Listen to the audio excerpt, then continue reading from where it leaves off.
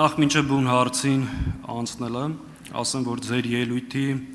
ընդդիմություն եւ իշխանություն առճակատման իրական պատճառը ոչ թե ժողովրդի քվեարկության հետ չհաշտվելը, այլ Արցախի էթնիկ զտման եւ Հայաստանի օկուպացված տարածքների։ Դրան ավելի մանրամասն իմ ելույթի ժամանակ կանդրադառնամ։ Մինչ այդ հարցս հետեւյալն է, շատ պարզ եւ հստակ։ Իբրև ազգային ժողովի նախագահի թեկնածու կարող եք հայտարարել եւ երաշխավորել, որ ձեր իշխանության տարիներին որևէ պարագայում, որևէ պատրվակով եւ որևէ դեպքում Տիգրանաշենը չեք հանձնել։ Շնորհակալություն, ես կարող եմ երաշխավորել, որ Հայաստանի միջազգայինորեն ճանաչված տարածքը 20743 կիլոմետր քառակուսի է եւ դա լիակատար եւ անքննարկելի կարմիր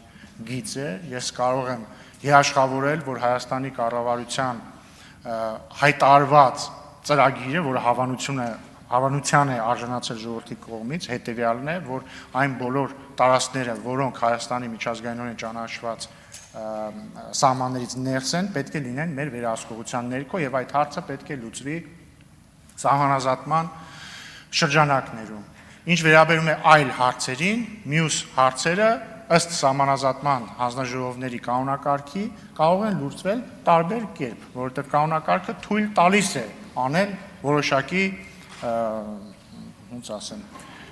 օպտիմալացումներ, բայց նույնիսկ այդ դեպքում դա պահանջում է հանրակրվել։ Շնորհակալություն։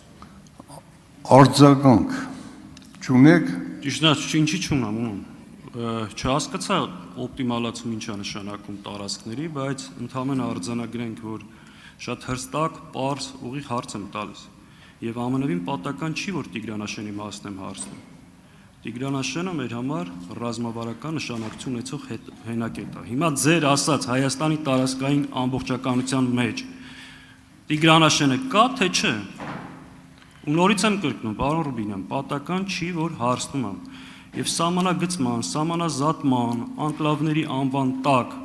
այն խոսակցությունները, որ պատրաստում եք հանձնեք Տիգրանաշենը, կարող եք ժխտել, թե ոչ։ Շնորհակալություն, պարոն Սաղաթելյան, օպտիմալացում տեսականորեն նշանակում է, երբ որ օրինակ կողմերը որոշում են փոքրիկ սահմանազատման շրջանակներում ինչ-որ փոքրիկ փոփոխություններ անել, որպեսզի համարժեք, որպեսզի օրինակ, չգիտեմ, սահմանային գյուղերի օրինակ կյանքը չխաթարվի կամ ռելիեֆը հաշվի առնեն եւ այսպես շարունակ։ Եվ ուշադրություն դարձեք, որ սա ասում եմ, ես ասում եմ զուտ տեսական։ Այդ հարցը չի քննարկվել սահմանազատման հանձնաժողովների միջև։ Ես ասում եմ, որ այդպիսի հնարավորություն կա։ Տեսականորեն այդպիսի հնարավորություն կարող է լինել նաեւ անկլավների հարցով։ Իսկ ինչ վերաբերվում է Հայաստանի միջազգայինորեն ճանաչված տարածքին, ես կարծում եմ բոլորին հայտնի է, որն է այդ տարածքը եւ այդ տարածքը քառակուսիով, այսինքն այդ տարածքի չափսը 20743 կիլոմետր քառակուսի է եւ դա հանրահայտ փաստ է եւ դա չի կարող լինել մեզ համար քննարկելի։ Շնորհակալություն։